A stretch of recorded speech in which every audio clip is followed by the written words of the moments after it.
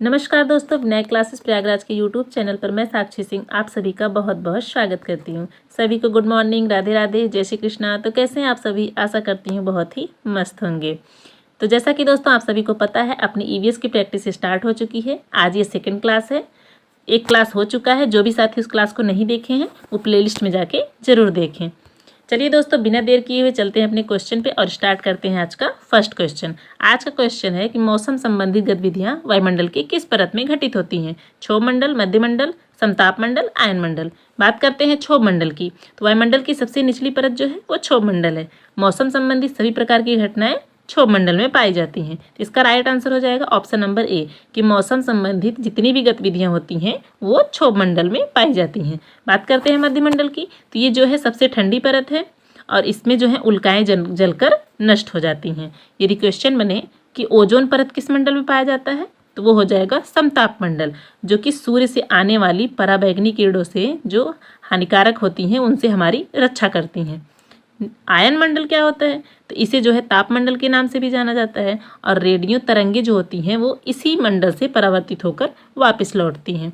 चलिए नेक्स्ट पे चलते हैं। अगला क्वेश्चन है, निम्न में से कौन सी मृदा कपास की खेती के लिए सर्वोत्तम है? कपास की खेती के लिए तो काली मिट्टी जो है ये सबसे उत्तम होती है और काली मिट्टी को किस और नाम से जाना जाता है? इसे रेगुर मिट्टी भी कहा जाता है। इसकी जो एक उच्च विशेषता है वो है कि ये जल धारण करने की उच्च क्षमता, जैसे कि कैल्शियम, मैग्नीशियम, वो पोटास जैसे पोषक तत्वों से ये भरपूर होती हैं। यह मिट्टी मुख्य रूप से कहाँ पे पाई जाती है, तो ये मुख्य रूप से जो है दक्कन के पठार क्षेत्र में पाई जाती हैं, जिसमें से कि महाराष्ट्र हो गया, गुजरात हो गया और मध्य प्रदेश जैसे राज्य शामिल हैं। यहीं पे बात करते हैं जलोढ़ मृदा की, तो भारत में जो सबसे अधिक उत्तरी मैदानों में ये पाई जाती है और सिंधु, गंगा और ब्रह्मपुत्र नदियों द्वारा जो लाई गई मिट्टी है उसी से ये बनी होती हैं। और क्वेश्चन बने कि लाल मिट्टी का लाल रंग जो है वो किस कारण से होता है, तो लाल मिट्टी का लाल रंग जो है वो FeO आयरन ऑक्साइड के कारण, आयरन ऑक्साइड की उच्च मात्रा के कारण लाल मिट्टी का लाल रंग होता है। चलिए नेक्स्ट पे आते हैं। अगला क्वेश्चन है कि निम्न भारत में कुल कितने तप्त स्थल हैं? तप्त स्थल क्या होते हैं, तो भूमिगत तपे हुए क्षेत्रों को तप्त स्थल कहा जाता है। तो भारत में कुल कितने हैं? 1, 3, 4, 36। भारत में कुल 4 तप्त स्थल हैं। और यही भी यदि क्वेश्चन पूछे कि विश्व में कितने हैं, तो विश्व में 36 हो जाते हैं कि भारत में कुल 4 तप्त स्थल हैं और विश्व में 36 तप्त स्थल हैं। तप्त स्थल शब्द किसके द्वारा दिया गया, तो वो नॉर्मन मेयर्स द्वारा दिया गया है। इसका right answer option number C हो जाएगा। चलिए नेक्स्ट पे आते हैं।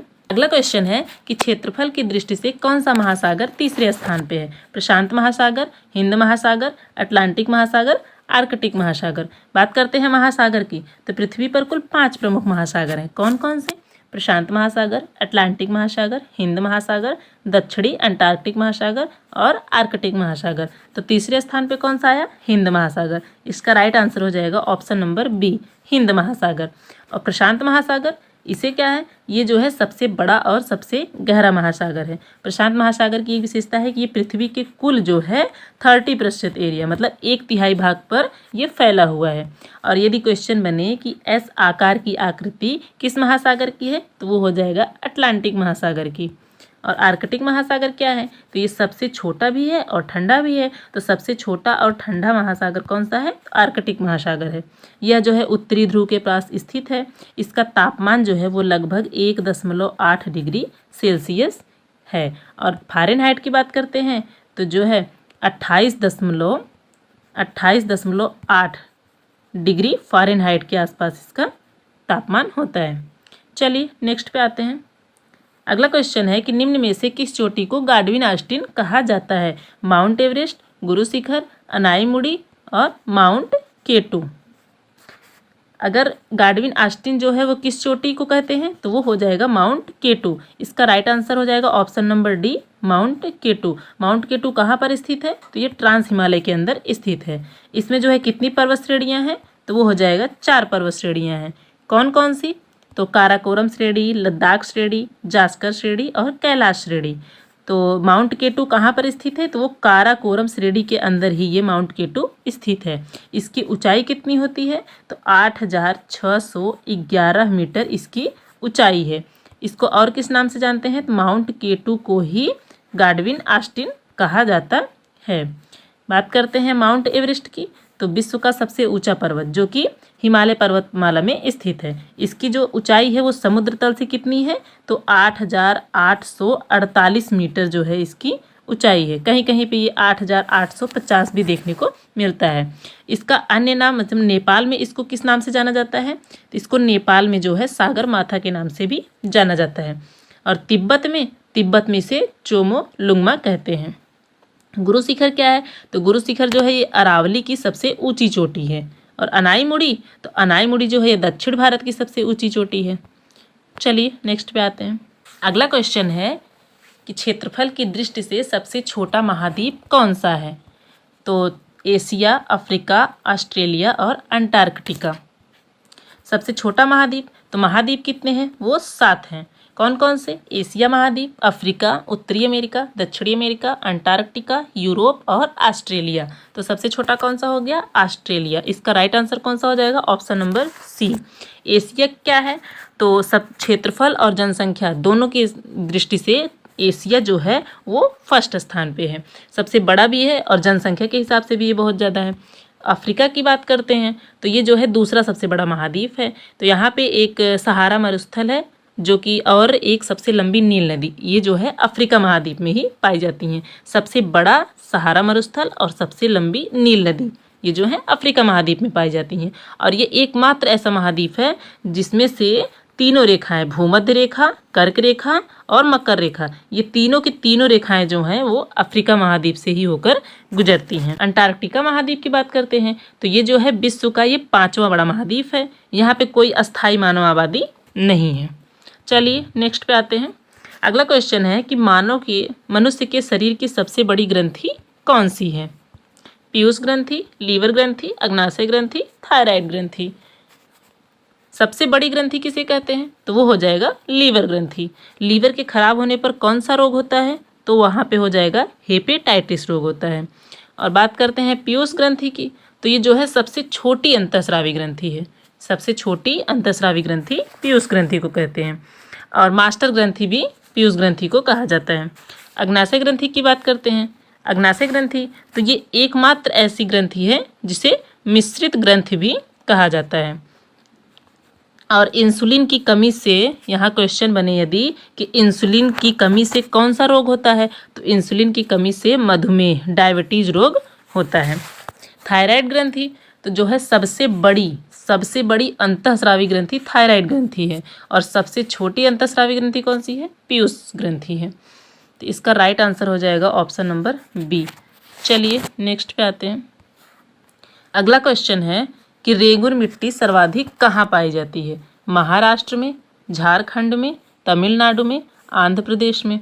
तो बात करते हैं रेगुर मिट्टी की, इसे जो है काली मिट्टी भी कहा जाता है।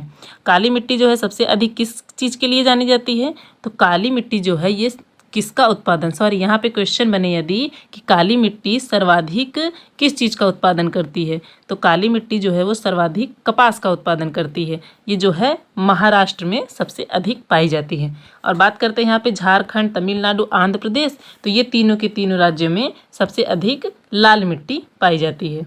कौन सी मिट्टी, लाल मिट्टी, जो कि सबसे अधिक भूभाग पर फैली हुई हैं। चलिए नेक्स्ट पे आते हैं। अगला क्वेश्चन है कि अंतर्राष्ट्रीय ब्रेल दिवस सर्वप्रथम कब मनाया गया, 2018 में, 19 में, 20 में और 21 में। बात करते हैं ब्रेल लिपि की, तो ब्रेल लिपि का आविष्कार जो है वो फ्रांस के निवासी, कहाँ के निवासी, फ्रांस के निवासी लुइस ब्रेल द्वारा किया गया। और क्वेश्चन बने यदि कि ब्रेल दिवस कब मनाया जाता है, तो ब्रेल दिवस जो है वो 4 जनवरी को मनाया जाता है। और 4 जनवरी को क्यों मनाया जाता है, तो जो ब्रेल लिपि के आविष्कारक हैं लुइस ब्रेल, उनका जो जन्म है वो 4 जनवरी 1809 ईस्वी को हुआ था। इसी कारण 4 जनवरी को ही ब्रेल दिवस मनाया जाता है। और एक यहाँ पे क्वेश्चन बने कि सबसे पहले कब पारित किया गया, ब्रेल दिवस मनाने के लिए सबसे पहले कब पारित किया गया, तो ये 6 नवंबर 2018 को ये पारित कर दिया गया था। किसके द्वारा, संयुक्त राष्ट्र महासभा द्वारा 6 नवंबर 2018 को ब्रेल दिवस मनाने का जो है वो संकल्प पारित कर दिया गया था। लेकिन पहली बार कब मनाया गया, तो पहली बार 4 जनवरी 2019 को मनाया गया। क्वेश्चन क्या है, सर्वप्रथम कब मनाया गया? तो इसका राइट आंसर हो जाएगा ऑप्शन नंबर बी, 2019 को मनाया गया।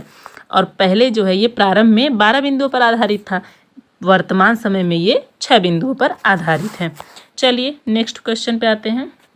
अगला क्वेश्चन है कि प्राकृतिक पर्यावरण तथा जीवमंडल के जीवधारियों के संरक्षण का उद्देश्य किसका है? विश्व वन्य जीव कोष का, पर्यावरण संरक्षण का, पृथ्वी शिखर सम्मेलन का, वायु प्रदूषण नियंत्रण का। तो 1961 में एक संस्था की स्थापना की गई, उसका क्या नाम था? WWF। इसका क्या फुल फॉर्म है? World wild life fund. इसका मुख्यालय कहाँ है? तो वो स्विट्जरलैंड में है, स्विट्जरलैंड के ग्लैंड शहर में। इसका उद्देश्य था कि पृथ्वी के प्राकृतिक पर्यावरण क्षरण को रोकना और ऐसे भविष्य का निर्माण करना जिसमें मनुष्य प्रकृति के साथ सामंजस्य बनाकर रहें। इसका राइट आंसर हो जाएगा ऑप्शन नंबर ए, विश्व वन्यजीव कोष। चलिए नेक्स्ट पे आते हैं। अगला क्वेश्चन है कि निम्न में से कौन सी एजेंडा 21 की सही परिभाषा है? यह मानवाधिकारों की रक्षा हेतु संयुक्त राष्ट्र संघ की कार्य योजना है। यह नाभिकीय निरस्त्रीकरण पर 21 अध्यायों की पुस्तक है। यह 21वीं सदी में विश्व पर्यावरण संरक्षण हेतु एक कार्य योजना है। यह दक्षिण एशिया क्षेत्रीय सहयोग संघ की आगामी बैठक में अध्यक्ष के चुनाव हेतु एजेंडा है। तो बात करते हैं एजेंडा 21 की। तो यह 1992 में ब्राज़ील के रियो डी जनेरियो में आयोजित जो है ये पृथ्वी सम्मेलन में संयुक्त राष्ट्र द्वारा अपनाई गई एक कार्य योजना है। और इसका उद्देश्य क्या था? इसका उद्देश्य था कि 21वीं सदी में वैश्विक स्तर पर सतत विकास को बढ़ावा देना, गरीबी और पर्यावरण को नुकसान को कम करना था। इसका राइट आंसर हो जाएगा एजेंडा 21 की सही परिभाषा क्या है? तो ये हो जाएगा ऑप्शन नंबर सी, यह 21वीं सदी में विश्व पर्यावरण संरक्षण हेतु एक कार्य योजना है। चलिए नेक्स्ट पे आते हैं। अगला क्वेश्चन है कि जैव विविधता से संपन्न होने वाले वन कौन से हैं? टुंड्रा वन, मानसूनी वन, भूमध्य रेखीय वन, बी एंड सी दोनों। तो इस पृथ्वी पर भूमध्य रेखा वह क्षेत्र है जहाँ पर पूरे वर्ष भर सबसे ज़्यादा तापमान और वर्षा दोनों होता है, और वहीं पर जो है मानसूनी वन भी पाए जाते हैं। तो इसका राइट आंसर हो जाएगा कि बी एंड सी दोनों, मानसूनी वन और भूमध्य रेखीय वन दोनों होता है। इसका राइट आंसर होगा option number D, B and C दोनों। टुंड्रा वन क्या है? तो जहाँ पर सबसे कम तापमान और कम वर्षा होती है, वहाँ कम तापमान और कम वर्षा के कारण जो वृक्षों की वृद्धि, जो उसकी लंबाई होती है वो बाधित होती है, जैसे कि बौनी झाड़ियाँ हो गई, काई, लाइकेन, सेज घास, ये टुंड्रा की वनस्पति का हिस्सा है। चलिए नेक्स्ट पे आते हैं। अगला क्वेश्चन है कि निम्न में से कौन सा घास का मैदान ऑस्ट्रेलिया में स्थित है? तो डाउन्स, सवाना, प्रेरी एंड लानोश। बात करते हैं ऑस्ट्रेलिया में जो है वो डाउन्स स्थित है। और सवाना की बात करते हैं तो सवाना जो है ये अफ्रीका में स्थित है। और प्रेरी कहाँ पे स्थित है? तो ये उत्तरी अमेरिका में स्थित है। और लानोस ये वेनेजुला में स्थित है। चलिए नेक्स्ट पे आते हैं। अगला क्वेश्चन है क्योटो ग्लोबल वार्मिंग कॉन्फ्रेंस किस राष्ट्र में हुआ था? जापान में, इटली में, न्यूयॉर्क में, कहीं नहीं, कोई नहीं। तो इसका राइट आंसर हो जाएगा जापान में। कहाँ पे? जापान में। यह सम्मेलन जो है जापान के क्योटो शहर में आयोजित किया गया था। तो ये पहली बार, इसका समय जो क्या था वो 11 दिसंबर 1997 में था। कब था? 11 दिसंबर 1997 को यह अपनाया गया था। इसका उद्देश्य क्या था? इसका उद्देश्य था वायुमंडल में ग्रीन हाउस जैसे कि कार्बन डाइऑक्साइड के उत्सर्जन को कम करना, ताकि ग्लोबल वार्मिंग को नियंत्रित किया जा सके। तो इसका राइट आंसर हो जाएगा ऑप्शन नंबर ए। चलिए नेक्स्ट पे आते हैं। अगला क्वेश्चन है निम्न में से कौन सा पादप हार्मोन पादप की वृद्धि रोधक हार्मोन है? एथिलीन, ऑक्सिन, एब्सिसिक एसिड और जिब्रेलिन्स।